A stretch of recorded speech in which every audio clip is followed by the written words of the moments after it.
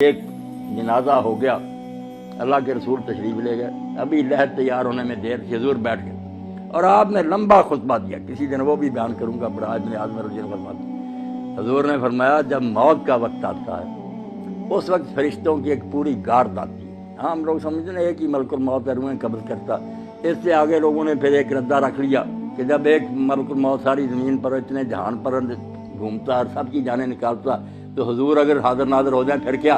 یہ ہمارے دوست کہتے ہیں یہ بات ہی غلط ہے۔ ایک ملک الموت کب جانے قبض کرتا، بے شمار فرشتے ہیں اس کے مدد، وہ انچارج ہے محکمے کا، اس کے تحت تتوفاہم الملائکہ، بے شمار فرشتے۔ تو اللہ کے رسول نے فرمایا پورا دستہ، ایک انسپیکٹر ہوتا اس کے ماتحت سپاہی ہوتے، وہ آ کر اتنی دور بیٹھ جاتے ہیں جہاں تک مردے کی نظر جاتی ہے، وہ نہیں قریب آتے، باقی سب سپاہی بیٹھ جاتے ہیں۔ یہ انچارج آتا، اگر وہ نیک ہے اس کے پاس جنت کا خوشبو سے بسا ہوا رومال ہوتا، سنگاتا، اسے اللہ کا سلام کہتا اور کہتا چل اپنے رب کی طرف، تیرا رب تجھ سے خوش ہے، تو اس سے خوش ہے۔ خوشی خوشی اس کی روح روانہ ہو جاتی۔ برا جو ہے نا ڈراؤنی شکلیں، جیسے ہتھکڑیاں ہوتی ہیں پولیس کے پاس، جو برا مردہ اس کے لیے جو فرشتے ہی آتے ہیں نا، اس سے اسے پتہ چل جاتا کہ میرا انجام اب کیسا ہے۔ مسکراتے چہروں کی بجائے ڈراؤنی شکلیں، بدبودار رومال، غضب آلود نگاہیں، وہ چھپتی پھرتی پھر روح نکالتے مار مار، اور اسی وقت جب وہ رومال میں اس کو لپیٹتا دوسرے سپاہی آگے آ جاتے ہیں، اس سے وہ وصول کر لیتے ہیں، نیک روح سے لے کر جاتے ہیں۔ اللہ کے رسول صلی اللہ علیہ وسلم جہاں جہاں سے گزرتے ہیں خوشبو پھیلتی جاتی اور ساری مخلوق کہتی ہے مرحبا، مبارک ہے تیرا آنا یار، تو نے ہم سب کو نا معطر کر۔ اور اگر برا تو بدبودار رومال، بدبو پھیلتی اور سارا جہان لعنت کرتا کہ تو کیسی منحوس روح ہے، ہمارا دماغ ہی خراب کرے۔ آسمانوں پر جاتے ہیں، پھر وہاں اجازت مانگتے ہیں کہ دروازہ کھولا جائے، کھولتے جاتے ہیں نیک کے لیے، 7 آسمان پر کے اللہ کی عدالت میں لے جاتے ہیں۔ حکم ہوتا ہے کہ اس کا سارا جو ہے نا اندراج وہ علیین میں کر دو، جو علیین سجین مشہور ہے کہ کوئی 2 جگہ جہاں روئے رہتی، غلط بات ہے۔ علیین سجین صرف آفس ہے، دفتر ہے، وہاں نیک لوگ جو ہیں ان کا اندراج ہو جاتا ہے کہ یہ شخص فوت ہو گیا، اس کی پوری کتاب جو زندگی تھی وہ بھی جمع کرا دی جاتی کہ یہ اس کا سارا ریکارڈ ہے۔ دوبارہ حکم ہوتا ہے کہ زمین میں سے میں نے اس کو پیدا کیا، وہیں لے جاؤ، زمین سے ہی دوبارہ اس کو پیدا، وہ روحیں واپس آ جاتی ہیں پھر اسی قبر کی طرف۔ برے کی روح لے کر جاتے ہیں، جب حضور صلی اللہ علیہ وسلم فرمایا، اللہ کہتا نہ آسمان کے دروازے نہ کھول، میرے دربار میں نہ دفع کرو، اس کو گار دو، اس کو 7ویں زمین کے نیچے پھینک دو، وہاں ہی رہ، وہاں سے نکالیں۔ لمبی حدیث ہے جو حضرت سے بڑا ابن عباس۔ نیک لوگوں کی روحیں خوشی میں ہوتی، کیسی پاک زندگی ان کی۔ حدیث پاک میں آتا ہے سنن ابن ماجہ کے، جب اس کو فرشتے آ کر حساب کے لیے کہتے ہیں نا کہ جواب دو ان سوالوں کا، تو منظر دکھایا جاتا ہے سورج غروب ہونے کا۔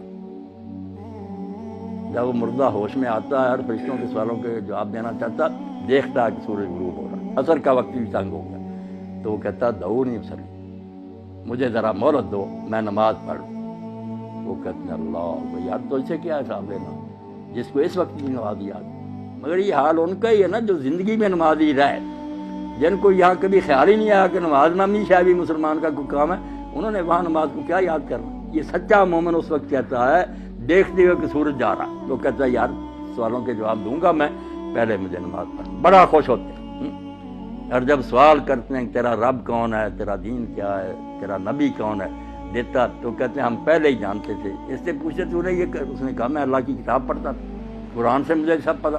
وہ کہتے ہیں ہمیں تیرے بارے میں یہی توقع، سو جا، جیسے دلہن آرام سے سوتی ہے، اور روزانہ پھر اس کو جنت کا مقام دکھایا جاتا، ہر روز پردے ہٹا کے صبح شام وہ دیکھتا ہے کہ آخرت میں میرے لیے یہ تیار، خوشیاں جیسے مہمان خانے میں ریسٹ ہاؤس میں بیٹھے نا، وہاں دیکھتا ہے کہ میرے لیے یہ انعام ہے، خوشیاں ہی خوشیاں۔ اور دوسرے کو صبح شام جہنم دکھائی جاتی، جیسے پھانسی کا ہاتھ دکھایا جاتا کہ یہ ہے تیرے لیے، اب پھانسی گلے میں پڑنے، وہ بیچارہ پہلے ہی مرتا، مرنے سے پہلے روز مرتا ہے کہ یہاں میں جانے والا ہوں۔ اللہ فرماتا ہے نار یعرضون علیہا غدوا، صبح و شام فرعون اور اس کی جماعت جہنم کے آگے سے گزارے جاتے، وہ دکھائی جاتی۔ اور یوم القیامت یردون الی اشد، جب قیامت کا دن ہوگا سچ مچ داخل ہو جائیں، یعنی مرنے سے پہلے ہی فرشتوں کے شکلوں اور رویوں سے ہی پتہ چل جاتا کہ میرا حشر اب کیا ہے، اور بعد میں جو قبر میں جاتے ہی شروع ہو جاتا یا ایک سوال جو ہم لوگوں کو پریشان کرتا ہے کہ جب یہاں ہی سوال جواب ہوتے ہیں لوگوں کو ثواب عذاب ملنا شروع ہوتا ہے، قیامت میں پھر کیا ہوگا؟ جو کہتے ہیں صاحب صاحب قیامت کو ہونا ہے، ادھر آپ بیان کر رہے ہیں کہ سوال جواب ہوتے ہیں اور ثواب و عذاب ہوتا، یہ بھی آپ لوگ سمجھدار ہیں، سمجھنے کی بات ہے، ورنہ پریشانی ہوتی ہے۔ آپ سارے لوگ واقف ہیں اس سے کہ ایک ہے حوالات کہ زیر تفتیش مجرم وہاں رکھے گا، ایک جوڈیشل جیل ہے کہ مقدمہ چلا، فیصلہ سنایا گیا، پھر جس وارڈ میں جانے کے وہ لائق ہے وہ سزا سنا دی گئی، اس کو بھیج دیا۔ جہنم ہے جوڈیشل جیل، پورا مقدمہ سماعت ہو کے کس قسم کا مجرم ہے کہاں بھیجا جائے، یہ قیامت کے دن ہوگا۔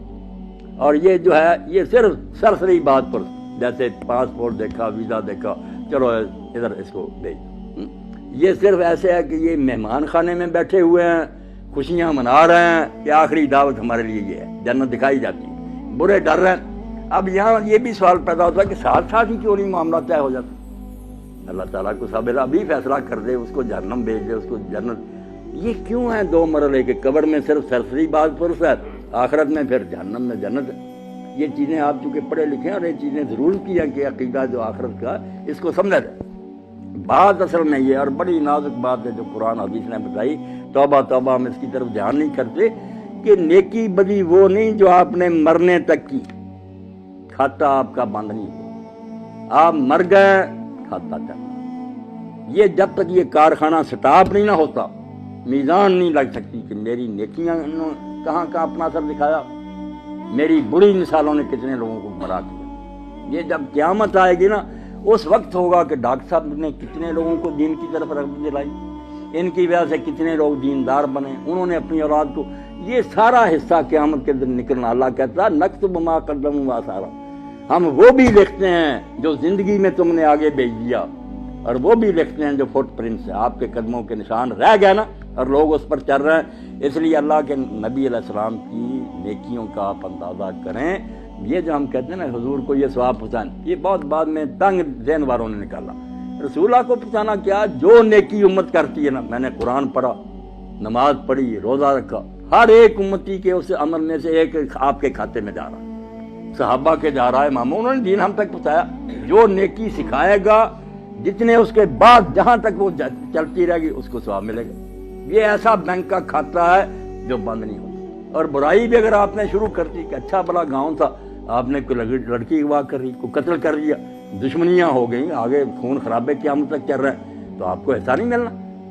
اگر ہٹلر نے جنگ عظیم لگا دی اور ساری مہنگائی ہوگی، دنیا مر گئی، تو اس کو ثواب مل سکتی تھی دنیا میں؟ کون سی عدالت تھی؟ اس کے پاس کتنی زندگیاں تھی کہ اس کو بار بار ایک ایک کے بدلے مرا، لاکھوں تو انسان مرے۔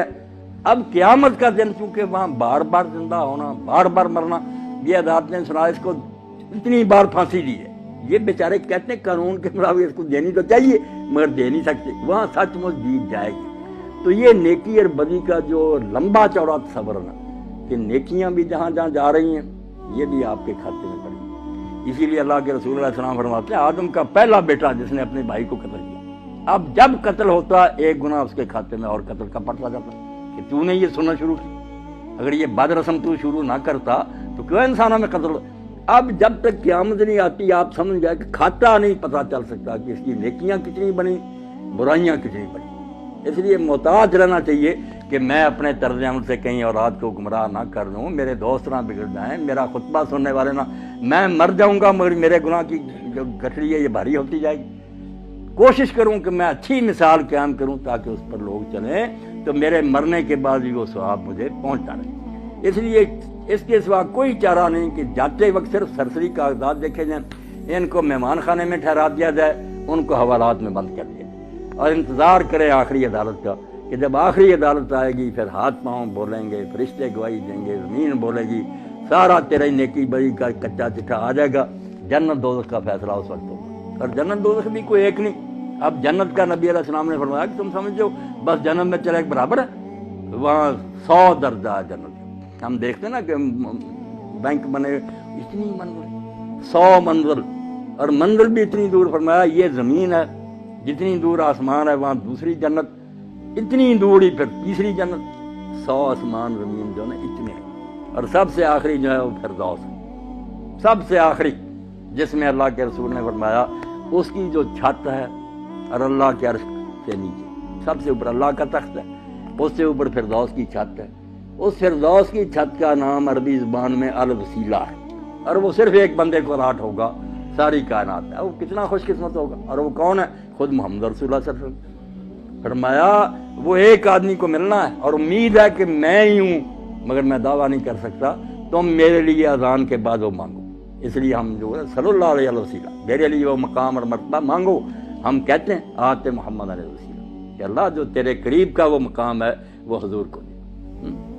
تو اس جنت میں بھی بہت مراتب ہے، اس لیے جتنی جتنی نیکیاں بنیں گی، کوئی نیچے کی منزل میں رہ جائے گا، کوئی دوسری میں، کوئی 100ویں میں پہنچے گا.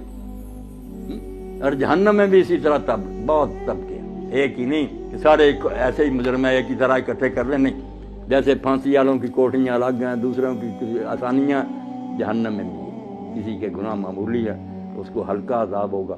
جیسے ابو طالب میں رسول اللہ کے چچا، تو نبی علیہ السلام سے جب پوچھا کہ اللہ کے رسول، حضرت عباس نے پوچھا، بھائی تھے ان کے ابو طالب کے، کہ آپ کے چچا نے آپ کی اتنی حمایت کی، دشمنوں کے مقابلے میں اس طرح وہ سینہ تان کر کھڑا رہا، حفاظت کرتا، آپ کی اس امداد سے اس کو کوئی نفع پہنچا؟